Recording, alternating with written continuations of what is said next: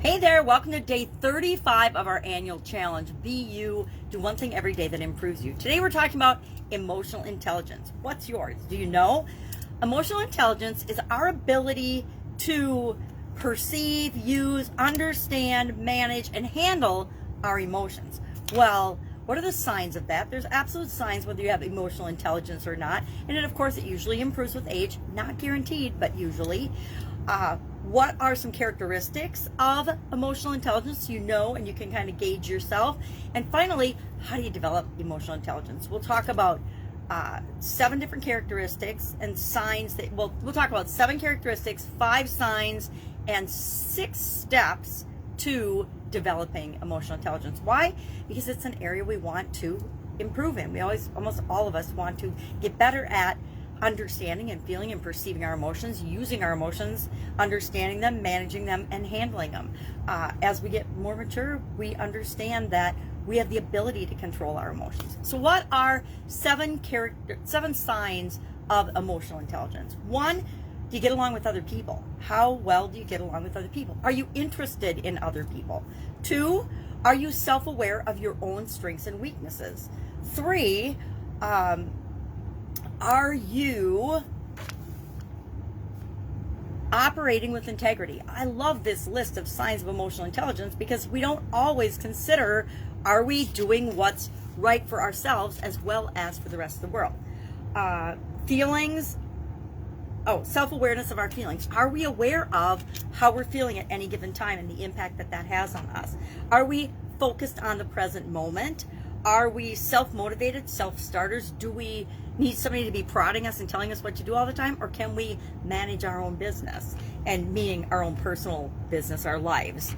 And finally, do we know how to have well-placed boundaries? Do we set boundaries with other people? Do we set boundaries with ourselves? Do we know where that line in the sand is for ourselves in terms of what we will and will not tolerate, what we will and will not do from ourselves as well as from other people? So those are 7 signs of emotional intelligence. So take a little audit of yourself and say, do I care about other people? Do I get along with other people? Am I interested in other people? Am I aware of my strengths and weaknesses? Am I operating with integrity? Am I self-aware of my feelings? Do I know how I feel, or am I just feeling and not ever actually getting it to the conscious level and thinking about the impact of my feelings on my long-term results, my short-term results, my relationships, everything else in my life? Am I focused on the present moment, or am I living in the past, or living for the future, just chugging away, fantasizing about the future and not really doing anything about it in the present moment? Am I motivated? Am I a self-starter? And do I have boundaries? Do I set boundaries with other people? I personally have improvement to make in all of those areas, right? We all do. That's something we can continuously improve in. So what are some characteristics? What are 5 characteristics? And these are from Daniel Goleman. He is an American psychologist, and he came up with 5 different characteristics of emotional intelligence. And whenever somebody comes up with something, other people tend to adopt it and build off it or make it their own. So he says, number 1, self-awareness. Are you aware of yourself? Number 2, self-regulation. Are you able to control yourself? 3, are you motivated, and you have internal motivation? And 4, do you have empathy? And 5, social skills. Do you have social skills? Can you communicate? Do you get along with other people? Can you work in a group? And these characteristics tie into the signs of emotional intelligence, right? Finally, how do you develop emotional intelligence? We need social intelligence too, but how do we develop emotional intelligence? Now, to me, emotional intelligence is for us and our interaction with other people. Social intelligence is about other people more, in engaging with other people. So what are the 6 steps? We're going to talk about 6 different ways to develop emotional intelligence.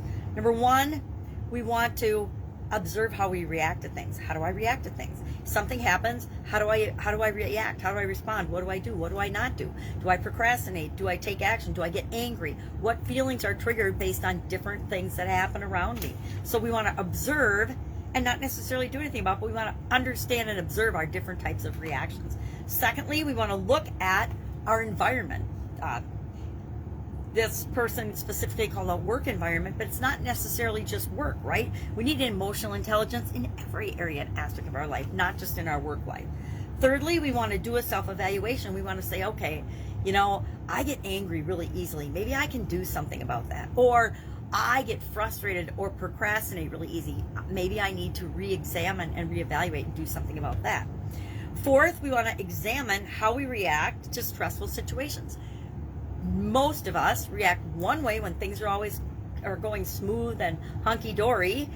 Other ways when we're under pressure or stress. I know I'm a lot less stressed out now than I was when I was raising my kids, running businesses, and working in corporate America all simultaneously. I was a freaking beast of stress. So we want to know, how do we respond in stressful situations versus normal conditions where we're not stressed out or freaked out about something. Fifth, we want to take responsibility for our actions. Guess what?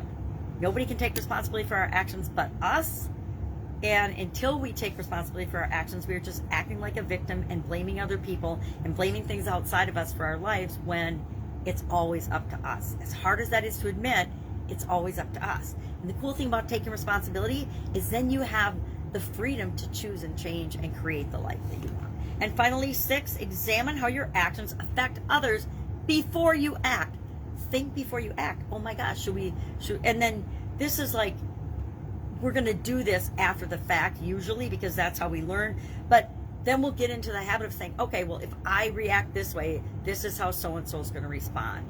Or if I react this way, if I do this in my business, this is the impact it's going to have on my customers, my employees, my people in my community, etc. We think before we actually take action based on our emotions and feelings. That is a true sign of emotional intelligence. So our action item today is just to share one way in the comments below that you'll move forward and improve your emotional intelligence. Maybe you'll just follow the how to develop emotional intelligence 6 steps. Maybe, hey, I've never done this before. I don't think I've ever sat down and actually thought about my emotional intelligence. I just personally develop and hope that I land in a good spot. So I'm going to actually go through the steps and say, okay, well, I'm going to evaluate myself. As part of my evaluating myself, I'm going to use the characteristics and signs of emotional intelligence and say, well, how do I stack up? How do I judge myself right now? Not in the past, not in the future, right now. What's my current situation? How do I want to be? Or how am I? Not how do I want to be? How am I right now in these areas? How do I want to be? And that'll form the pressure for me to improve in each of these different areas. I mean, some I'm pretty confident in. I am pretty clear on what my strengths and weaknesses are. I'm pretty clear on my integrity, where I draw that line in the sand. I'm very clear about that. I'm pretty self-aware of my feelings, and I've been working and noticing that more, like when I get frustrated or stressed out, or I feel like things should be happening faster than they are. I remind myself everything happens in its own right divine time, and I try to chill out about that. I tend to be present focused, although I would like to focus a little bit more, at least once a day, on envisioning what I want my future to look like. I'm definitely a self-starter and self-motivated.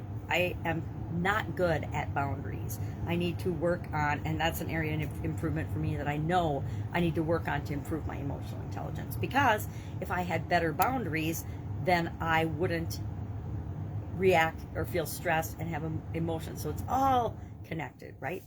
All right, that's it. That is our challenge for today. We're going to study and learn and figure out our level of emotional intelligence, where it is, where do we want it to be, and then use some of these things that we talked about to improve our emotional intelligence. Any questions? Hit me up. Otherwise, I will be with you tomorrow. And I think we're going to start talking tomorrow about the emotional guidance system, which is one of my favorite things. At least I think that's what our topic is. Not sure. I'll look. All right. Have an awesome day. Questions, ask. Otherwise, be with you tomorrow. Just do one thing today to improve yourself. One little thing. This right along with us if you want, but it doesn't have to be this. Just make sure that in some way, any area of your life, each day, that you're getting a little bit better to become the person you want to become.